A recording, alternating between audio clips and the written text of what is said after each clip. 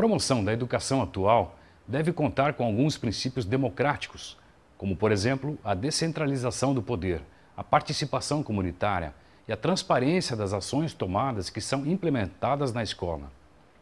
Este tipo de gestão está em questão no artigo 14 da Lei número 9.394 de 96, que determina: os sistemas de ensino definirão as normas de gestão democrática e de ensino público na educação básica, de acordo com as suas particularidades e conforme os seguintes princípios. Primeiro, a participação dos profissionais da educação na elaboração do projeto pedagógico da escola. Segundo, a participação das comunidades, escolar e local, em conselhos escolares ou equivalentes. Com o objetivo de promover esta democracia escolar, o supervisor deve incrementar a participação da comunidade escolar, não apenas os professores e diretores, mas especialmente os pais, alunos e outros membros da comunidade onde a escola está inserida. Esta promoção pode ser bem representada através da criação dos conselhos escolares, da boa elaboração do PPP e da eleição do diretor da escola, como critérios justos e democráticos. A gestão democrática, ela tem como fundamento a educação emancipadora. Por quê? Porque nós só conseguiremos uma gestão democrática que implica no exercício de poder pela cidadania se esse cidadão for emancipado. Ou seja, se a educação der a ele capacidade de autonomia e de autogestão. Porque se a educação for feita para a obediência, ela formará súditos. Mas se a educação for feita para a autonomia, ela formará cidadãos governantes. Por isso que nós associamos gestão democrática tendo como fundamento a educação emancipadora. E assim eu afirmaria aqui, a gestão democrática começa na sala de aula, no processo pedagógico emancipador. O principal desafio da gestão democrática é compreender, em primeiro lugar, que só é possível gestão democrática com cidadãos autônomos, porque democracia implica em exercício de poder. Então, a educação precisa, e eu volto ao assunto com ênfase, ser emancipadora. A educação da escola da obediência, das leis e das normas do professor, ou dos valores do professor, não formam democratas, não formam cidadãos, formam súbditos. Então a primeira questão é essa, é a ênfase na emancipação, na pedagogia libertadora. E a segunda questão é o profundo respeito às diferenças. O Paulo Freire insiste demais isso. Não pode ser democrata quem não tem um ouvido atento ao outro, ao diferente, quem não sabe acolher o diferente. Porque acolher o semelhante é fácil, mas acolher o contraditório, o diferente é mais difícil. Então, a gestão democrática começa-se na sala de aula, pelo professor que faz do aluno autor do seu conhecimento e não repetidor da sua norma, do professor que respeita o diferente. E aí nem se fala do diretor, do secretário de educação, porque se o sistema não for democrático, não respeitar o diferente, não der espaço de autonomia à escola, como é que ele pode cobrar a gestão democrática da escola? Então, fundamentalmente isso, uma educação, em primeiro lugar, que respeite o diferente e que faça do aluno não um objeto, mas um sujeito com poder de decisão, de participação e de desenvolver o seu saber, e não apenas o saber do professor. Uma tradição pintada no muro da escola. Nós fizemos uma viagem, fomos visitar um artista, o Willy Zumblick, aqui da nossa região. E com isso, ele tinha feito uma obra sobre o boi de mamão. Com isso surgiu essa ideia do painel do muro da escola. Aí nós pintamos esse muro e eu participei também, né? Pintei, ajudei, colaborei com isso. Quero ver boi de mamão, dançar.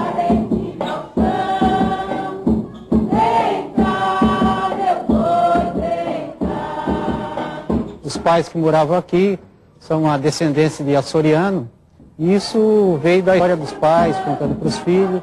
E aqui na região mesmo tem o boi de mamão de adulto.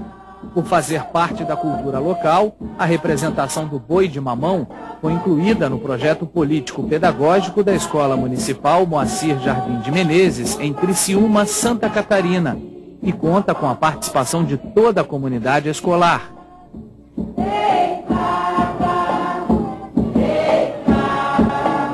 Nas nossas reuniões pedagógicas, nós costumamos trazer todos os funcionários, professores, as serventes, as merendeiras da escola, todo o grupo participa, porque é um momento muito rico da escola, onde acontecem as trocas, né? Para mim é gratificante.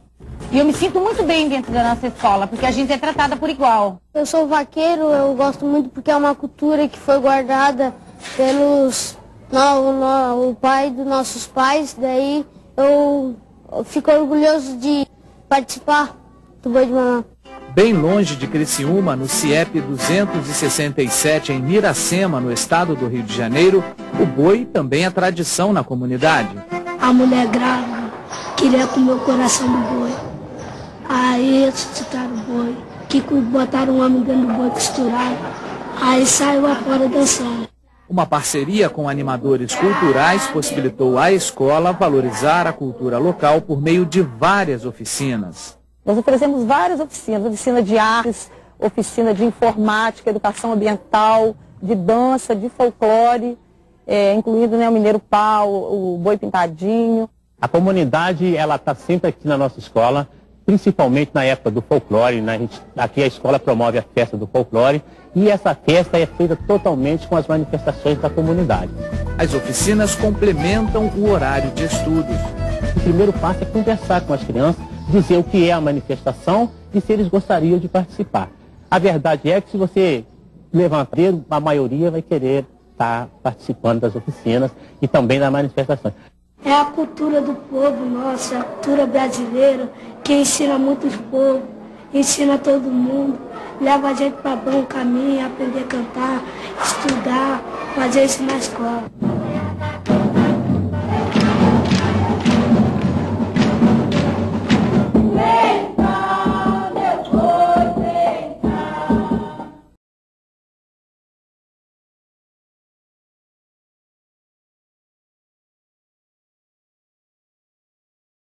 A gestão democrática ela é um processo que está inserido no processo mais amplo de democratização da sociedade, não é algo que acontece isolado de todo o processo que a gente teve, por exemplo, no Brasil de abertura e de democratização.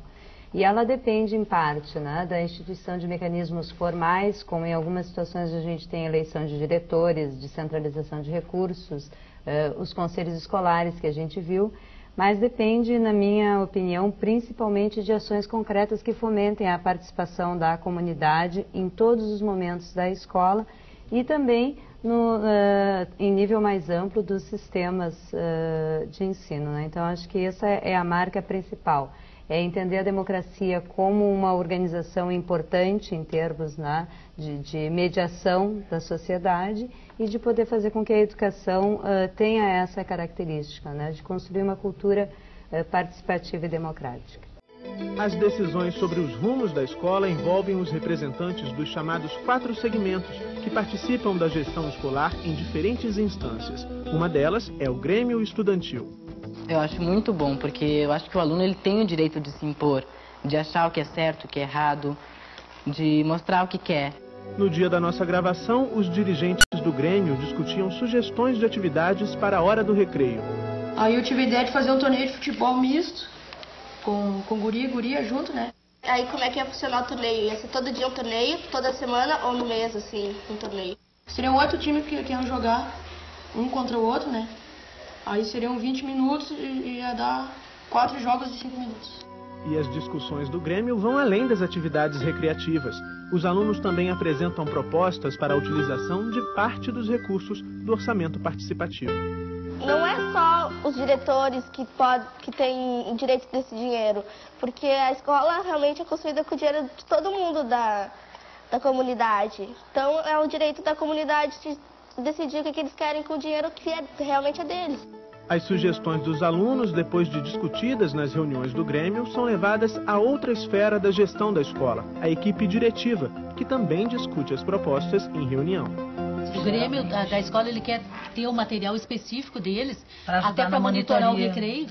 Assim, por exemplo, rede, pode. Sim. Rede, bolas, assim, que seja só deles, assim. A constituição das equipes diretivas é uma orientação da Secretaria Municipal de Educação de Porto Alegre. Além da diretora e da vice, participam das discussões representantes da equipe pedagógica e uma coordenadora cultural. A equipe se reúne uma vez por semana e nesses encontros são planejados todos os momentos da escola, tanto assim o cotidiano, a organização diária, quanto todos os outros momentos de ordem pedagógica. Discussões essas que vão ser levadas para os professores e, se for o caso, para o conselho escolar. Alguma coisa que a gente considera que seja maior da escola e que deve ser discutida assim mais coletivamente ainda. O Conselho Escolar é a principal instância na tomada de decisões. Aqui na Escola Marcílio Goulart Loureiro, os conselheiros são representantes dos pais, alunos, professores e funcionários. Em reuniões com a direção da escola, os integrantes do conselho discutem, entre outras coisas, temas como os critérios para a admissão de novos alunos na educação infantil e a utilização dos recursos financeiros.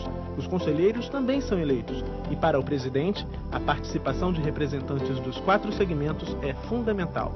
Envolver as pessoas, né, nas decisões, né, do dia a dia, nas coisas que envolvem exatamente os seus destinos, né, as coisas que lhe interessam, fazer que as pessoas tenham um comprometimento em relação a tudo isso que é decidido. Né.